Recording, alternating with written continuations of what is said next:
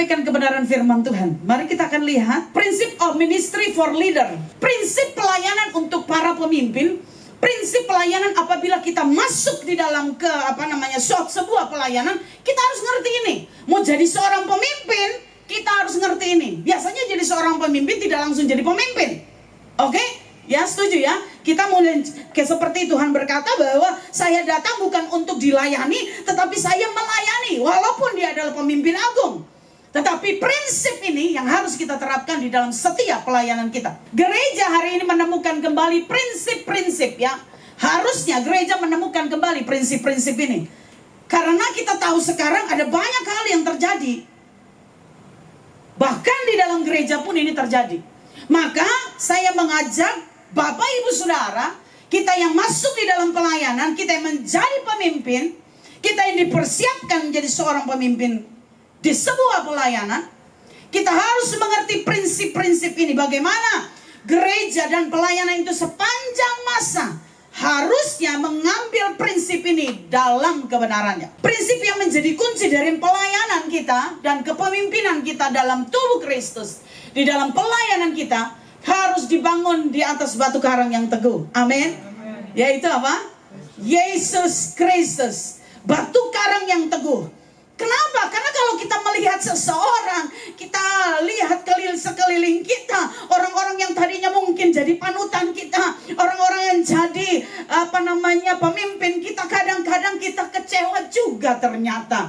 Lama-lama dilihat kecewa juga. Akhirnya kita mulai kecewa juga di dalam pelayanan dan kita mulai undur di dalam pelayanan.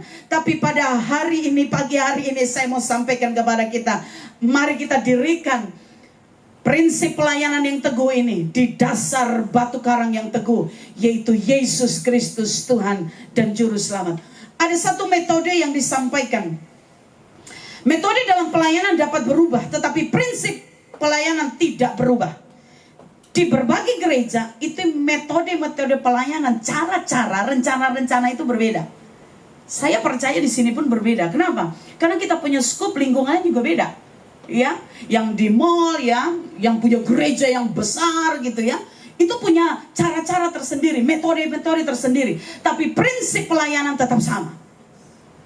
Prinsip pelayanan mau di gereja yang besar, gereja yang sederhana, gereja yang kecil, gereja yang baru merintis, pelayanan yang baru merintis, semuanya didasarkan oleh prinsip ini yang tidak pernah berubah.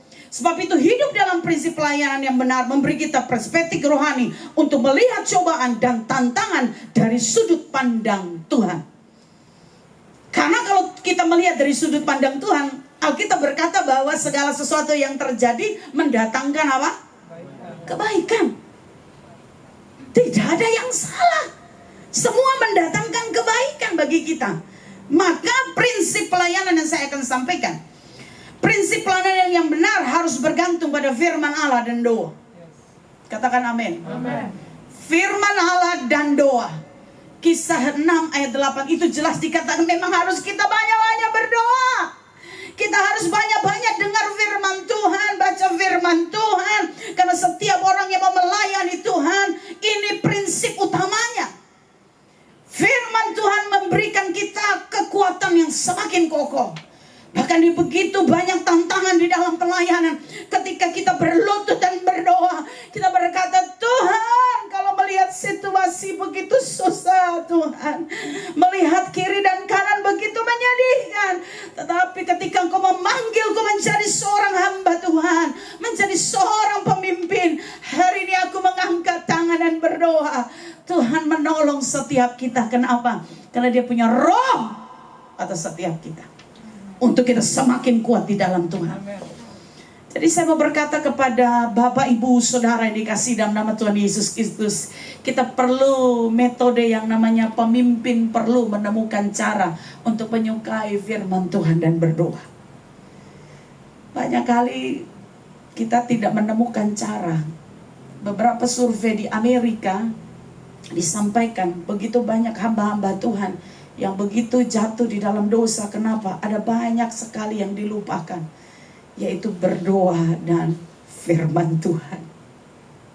Berdoa dan firman Tuhan dipikir ya itu biasa saja. Tetapi saya berkata, ini sesuatu yang tidak biasa. Ini sesuatu yang hebat. Kalau kita memiliki firman, kalau kita memiliki doa, maka kita akan menemukan banyak hal. Warren Wiersbe berkata begini, hal yang lama adalah awal dari hal yang baru yang dilahirkan. Pahamilah dan hargailah hal-hal yang lama, maka Anda akan melihat Allah melahirkan hal-hal yang baru dan membantu Anda menyesuaikan dengan situasi Anda saat ini. John Henry Jowett berkata begini, pelayanan yang tidak mengorbankan apa-apa tidak akan mencapai apa-apa. Sementara kita mau gereja kita itu sukses, maju begitu luar biasa, tapi kita lupa pada prinsip yang sebenarnya, yaitu kebenaran firman Tuhan dan berdiri di atas kebenaran firman Tuhan dan berlutut di atas kaki kita untuk apa? Mengandalkan kekuatan Allah. Itu yang penting. Dan hari-hari ini banyak orang mengandalkan skill. Banyak hari-hari ini orang mengandalkan kepikiran pintarnya. Bagaimana mengatur strategi? Boleh saja. Tetapi di dalam segala sesuatu itu, saya mau berkata kepada Bapak Ibu Saudara, orang-orang yang sudah ahli di bidangnya saja menyadari bahwa sebuah pelayanan tanpa pengorbanan maka tidak akan menghasilkan apa-apa. Bagaimana kita bisa menghasilkan apa-apa? Kita sendiri tidak rajin berdoa dan membaca firman Tuhan. Maka saya akan melandaskan kebenaran firman Tuhan ini pada bagian ini. Kenapa kita perlu firman dan berdoa? Kenapa prinsip ini tidak perlu kita lupakan? Karena inilah yang membentuk karakter kita. Halo? Ini yang membentuk karakter kita. Jadi dasar dari pelayanan adalah karakter. Sekali lagi, dasar dari sebuah pelayanan adalah karakter. Jadi ternyata ketika saya memutuskan untuk menjadi seorang pelayan Tuhan, entah itu mau main drum, keyboard, entah itu pemain musik yang ada di depan sini, WL singer, Bapak Ibu Saudara sebenarnya sudah memutuskan untuk memiliki karakter Kristus. Bu Anita, saya mau nyanyi aja karena memang suara saya bagus, tapi karakter berubahnya nanti saja. No. Karena dasar pelayanan kita adalah karakter, Bapak Ibu Saudara. Lebih lanjut, Alkitab tidak titik di situ. Dan yang penuh roh dan hikmat. Supaya apa? Supaya kami mengangkat mereka untuk tugas ini. Dan supaya kami sendiri dapat memusatkan pikiran dalam doa dan pelayanan firman. Jadi Alkitab menuliskan ketika memilih seseorang untuk melayani Tuhan, adalah orang itu punya kriteria yang sebenarnya terkenal baik. Tapi Bu Anita, saya dipilih gak terlalu terkenal baik sih. Sekarang perkenalkan dirimu baik, karena sudah terpilih. Dan itu bukan dibuat-buat. Dan itu bukan biasa-biasa dan main-main. Bapak Ibu Saudara dikasihi dalam nama Tuhan Yesus Kristus, kita akan terus bagaimana caranya kita membuat karakter kita seperti yang Tuhan mau. Sebagai seorang hamba Tuhan, sebagai seorang pemimpin, sebagai seorang ibu rumah tangga, sebagai seorang ibu gembala, sebagai seorang teman, sebagai seorang wanita di hadapan Tuhan, maka Allah menginginkan segala sesuatu yang terbaik dari kehidupan kita, dan salah satunya adalah karakter kita di dalam pelayanan kita. Next, 1 Timotius yang ketiga ayat 2 sampai ayat yang keempat. Saya akan bacakan bagi Bapak Ibu Saudara. Karena itu penilik jemaat haruslah seorang yang tak bercacat, suami dari satu istri, dapat menahan diri, bijaksana, sopan, suka memberi tumpangan, cakap mengajar orang, bukan peminum, bukan pemarah, melainkan peramah, pendamai, dan bukan hamba uang. Seorang kepada keluarga yang baik, disegani dan dihormati oleh anak-anaknya. Wow, ini luar biasa sekali kriteria seorang yang harus jadi pelayan Tuhan. Jadi saya mau sampaikan kepada Bapak Ibu Saudara, sudah pikir baik-baik menjadi pelayan Tuhan? Saya tanya kembali nih, sudah pikir baik-baik menjadi hamba Tuhan? Karena syaratnya itu loh. Kalau kita memutuskan saya sudah pikir baik-baik, wanita, saya ingin memberi yang terbaik bagi Tuhan. Nah, ini dia yang harus kita lakukan di dalam kehidupan kita. Dan ini disampaikan dengan jelas di dalam 1 Timotius 3 ayat 2 sampai ayat yang keempat. Klik. Tetapi persoalannya begini Bu Anita, masalah utama itu di dalam pelayanan biasanya karakter. Gereja satu dengan yang lain, hamba Tuhan satu dengan hamba Tuhan yang lain, pengerja satu dengan pengerja yang lain, jemaat satu dengan jemaat yang lain. Hampir dipastikan masalahnya ada karakter kita. Karena satu dengan yang lain tidak mau ngalah. Pecahlah sebuah gereja, organisasi, sebuah persekutuan atau hal-hal lain. Nah, ini yang mau kita pelajari. Bapak Ibu Saudara dikasihi dalam nama Tuhan Yesus Kristus. Philip Brooks berkata begini, persiapan untuk pelayanan adalah membuat seseorang menjadi, dengan tujuan orang dari kehidupan adalah pembentukan karakter oleh kebenaran. Kita tidak bisa membentuk karakter kita kalau kita tidak mengerti kebenaran firman Tuhan. Kita tidak mungkin menjadi seseorang yang bisa berdampak bagi orang lain. Presiden Amerika Serikat Abraham Lincoln berkata begini, karakter sama seperti pohon, dan reputasi sama dengan bayangan pohon tersebut. Pohon adalah sesuatu yang nyata, bayangan adalah hal yang kita pikirkan. Reputasi adalah hal yang orang lain pikirkan tentang kita. Jadi dia simpulkan begini, karakter adalah apa yang Allah pikirkan tentang kita. Nah, sekarang banyak kali kita itu apa yang dipikirkan orang tentang saya. Kalau kita melihat hal ini Bapak Ibu Saudara, maka kita tidak bisa menyenangkan hati Tuhan dengan sungguh-sungguh. Kita hidup di balik topeng-topeng. Kenapa? Karena ternyata orang melihat rupa, dan Allah sudah kasih tahu itu. Manusia melihat apa yang di depan mata, tetapi Allah melihat hati, yaitu karaktermu bagaimana di hadapan Tuhan. Jadi Bapak Ibu Saudara dikasih dalam nama Tuhan Yesus Kristus, karakter itu seperti pohon. Kita tuh sibuk sekali ya, bagaimana caranya supaya orang bisa melihat saya itu lebih baik. Bagaimana caranya orang itu melihat saya berdandan lebih baik, melihat saya itu berpenampilan lebih baik. Kita sibuk sekali untuk memperlihatkan hal-hal demikian. Tetapi saya mau berkata kepada Bapak Ibu Saudara, ternyata Allah melihat hati saya. Ternyata Allah melihat karakter saya, bagaimana saya seharusnya. Itu yang Allah lihat. Sehingga seorang pendeta yang selalu memiliki pelayanan yang hebat, D.L. Moody, pendeta KKR, berkata begini, karakter adalah seseorang di tengah-tengah kegelapan. Sekali lagi Bapak Ibu Saudara, karakter adalah seseorang di tengah-tengah kegelapan. Jadi kalau kita melihat kalau ada polisi, semuanya itu baik, ya tenang begitu ya, macet juga biasa-biasa saja. Tapi kalau nggak ada polisi, itu terkancing semua. Satu mau duluan, semua jadinya amburadul sekali. Jadi akhirnya mulai terjadi huru-hara di mana-mana. Tetapi di sini dikatakan karakter itu bila tidak dilihat siapapun, di tempat kegelapan sekalipun, kita tahu bahwa ada Tuhan. Kalau ada Tuhan, ini saya nggak mungkin pelayanannya nggak sungguh-sungguh.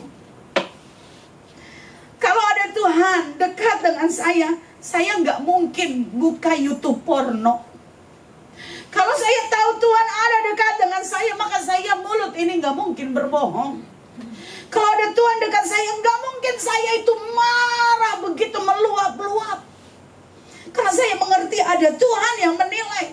Makanya lagu sekolah ini berkata, mata Tuhan melihat apa yang diperbuat, baik yang baik, baik yang jahat. Maka saya mau sampaikan kepada Bapak Ibu Saudara, karakter adalah seseorang di tengah-tengah kegelapan. Sekalipun Ibu Gembala tidak menilai, sekalipun Ketua WBI tidak menilai, sekalipun Bapak Gembala tidak ada, sekalipun tidak banyak orang yang menilai saya tetap wanita yang sungguh-sungguh memiliki karakter hanya menyenangkan hati Tuhan saja.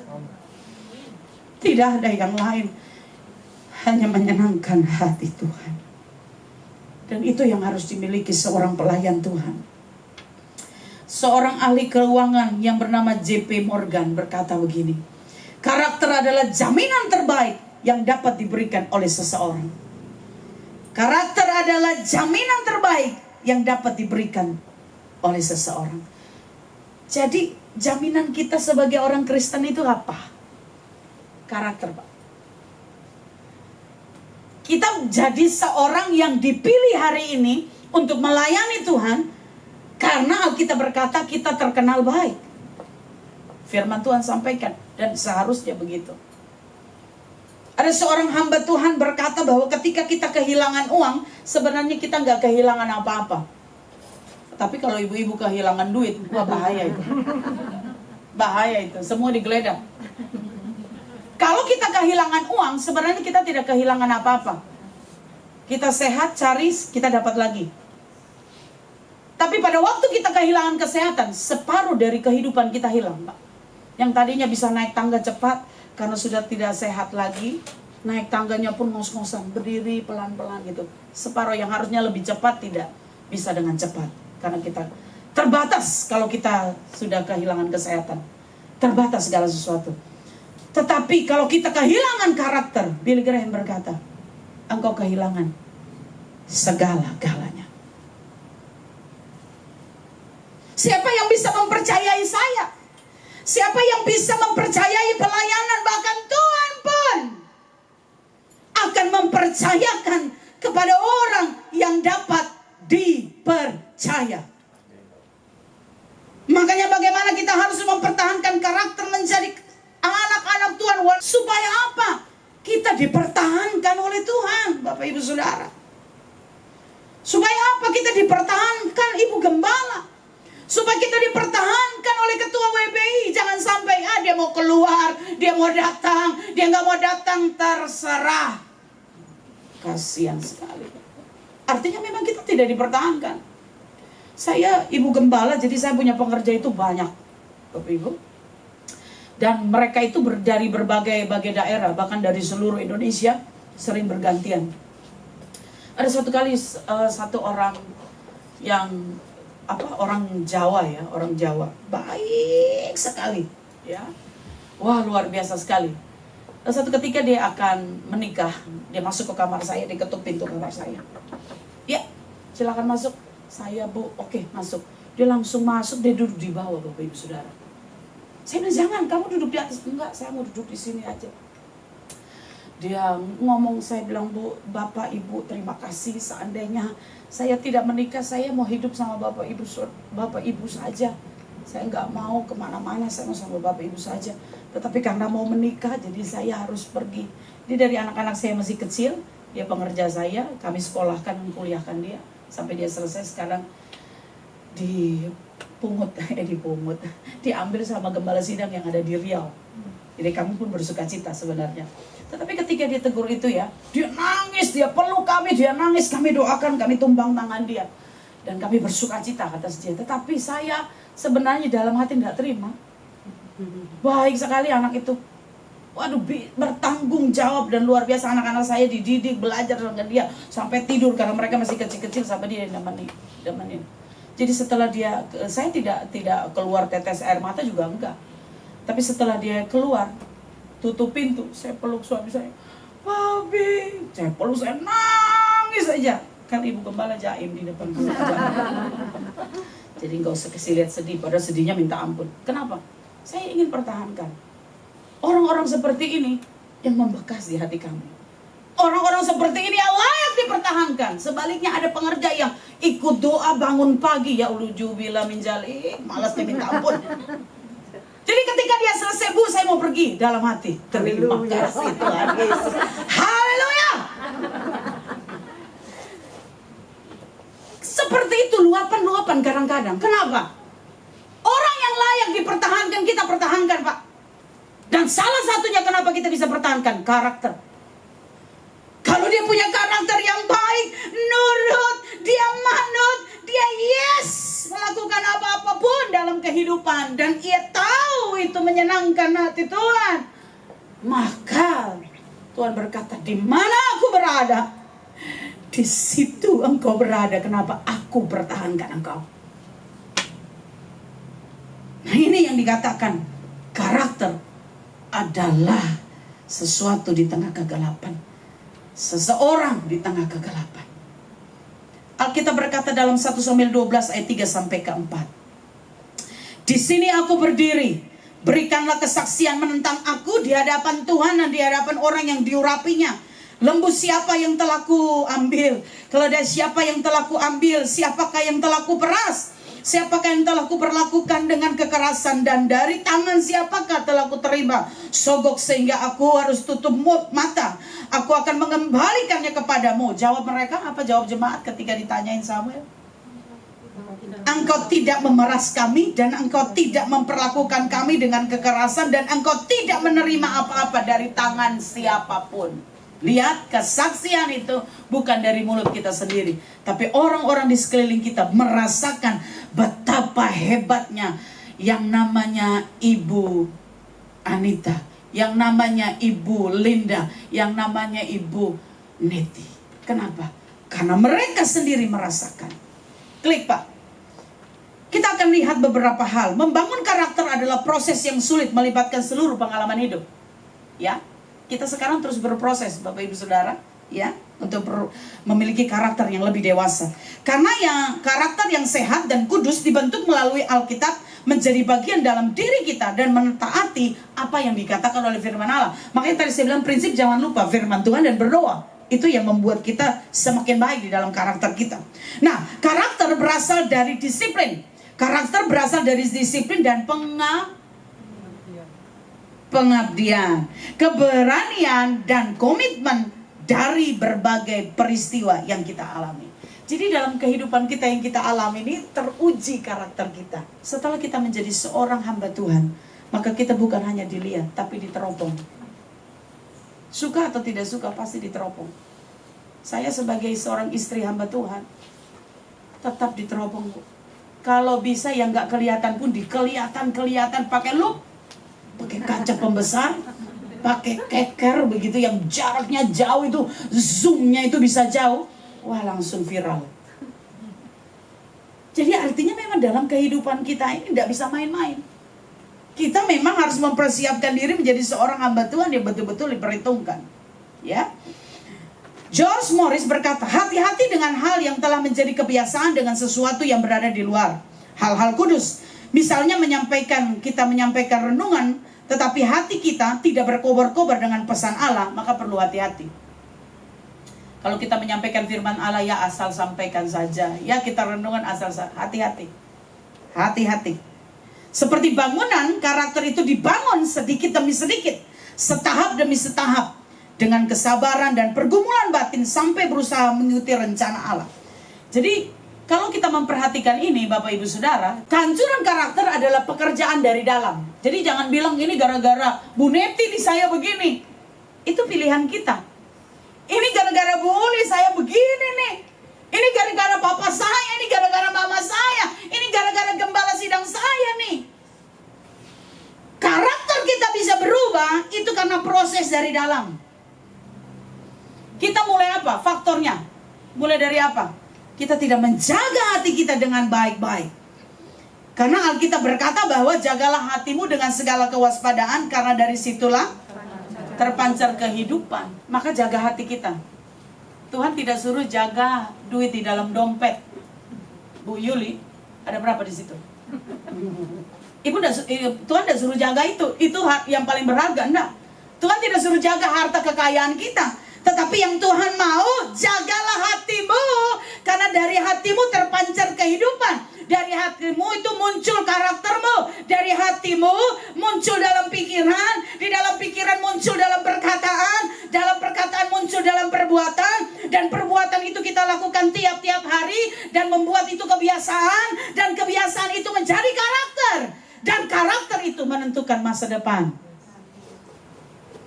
Jadi seperti apa masa depan kita tergantung myself. Seberapa kita bisa tampilkan karakter yang sebenarnya itu. Tapi dimulai dari apa? Jagalah hatimu. Kenapa kita selalu turun di dalam karakter? Karena ini yang biasanya kita lakukan. Pengikisan karakter biasanya dimulai dari pengabaian. Sekali lagi tanda merah itu apa? Pengabaian. Kenapa bisa begitu? Kita mulai berhenti membaca Alkitab. Yang sudah mulai berhenti membaca Alkitab, Oh puji Tuhan, semua baca Bu, gembala ini keren nih. Keren. Tidak malu-malu begitu ya. Dalam hati saja, Tuhan tahu hati ya. Ini kita berpikir kenapa ya karakter saya jadi begini. Ya kita mulai mengabaikan. Harusnya baca Alkitab hari ini, tidak baca Pak. Kikis, tuh mulai tuh. Harusnya saya berdoa hari ini, tidak berdoa. Terkikis lagi. Terus menerus pengabaian demi pengabaian, demi pengabaian, tiap-tiap hari kita abaikan. Maka merosot tajam di dalam apa? Karakter kita. Maka kita harus banyak-banyak berdoa Ibu Gembala untuk jemaat kita di masa pandemi ini. Di pertemuan yang tidak secara offline begitu ya. Kita tidak bertemu tiap hari, ada di rumah, dengar atau tidak dengar. Kita juga tahu sambil tidur, sambil ngorok juga kita tidak tahu dia dengar apa benar apa enggak. Kita perlu banyak berdoa. Kenapa? Ada banyak proses pengabaian hari-hari di masa pandemi ini. Termasuk kami sebagai seorang hamba Tuhan. Maka Bapak Ibu Saudara dikasihi, hari ini adalah hari peringatan bagi kita. Untuk kita kembali kepada karakter kita yang Tuhan mau dalam hidup kita. Pengabaian ini menyebabkan kematian karakter. Berdosa, tersembunyi diam-diam. Merasa nyaman dalam dosa dan berusaha mencobai diri sendiri dan menganggap bahwa Allah mengerti dan mengampuni. Lalu karakter menjadi rusak dan hati nurani menjadi tumpul dan akhirnya kejatuhan terbuka yang memalukan terjadi di dalam hidup kita. Bapak Ibu Saudara yang dikasihi dalam nama Tuhan Yesus Kristus, sebenarnya Allah tidak pernah mempermalukan diri kita. Karena itu firman Tuhan. Aku sekali-kali tidak pernah mempermalukan kita. Tapi banyak kali kita yang mempermalukan diri sendiri. Kenapa? Kita mulai proses pengabaian ini. Kita tidak ditolong Tuhan, kita kok begitu kering, kok saya tidak bisa merasakan, kok berkat saya nggak dapat. Karena memang banyak kali kita yang mengabaikan segala sesuatu. Tuhan mau kita diberkati, Tuhan mau kita dilimpahi, Tuhan sudah memberikan rohnya atas kita. Nah sekarang bagaimana tergantung kita manfaatkan segala sesuatu yang Tuhan berikan dalam kehidupan kita. Dan hari ini mari kita mau berjaga-jaga dengan baik Bapak Ibu Saudara. Menjadi seorang pelayan Tuhan memang tidak mudah, tetapi itu keputusan yang tepat. Saya mau sampaikan, memang tidak mudah, tetapi itu komitmen dan keputusan yang tepat. Kenapa? Engkau sedang menyerahkan dirimu untuk melayani pekerjaan Tuhan, untuk melayani pelayanan yang Tuhan berikan dalam kehidupan kita. Sebab itu Bapak Ibu Saudara yang dikasihi dalam nama Tuhan Yesus Kristus, saya berharap pagi hari ini kita mau sungguh-sungguh bertobat. Kita mau sungguh-sungguh datang kepada Tuhan. Supaya apa? Hidup kita menjadi teladan bagi orang lain. Setelah mendengar firman Tuhan ini, saya percaya engkau sudah siapkan hatimu dan seluruh hidupmu untuk melayani Tuhan dengan segenap hati.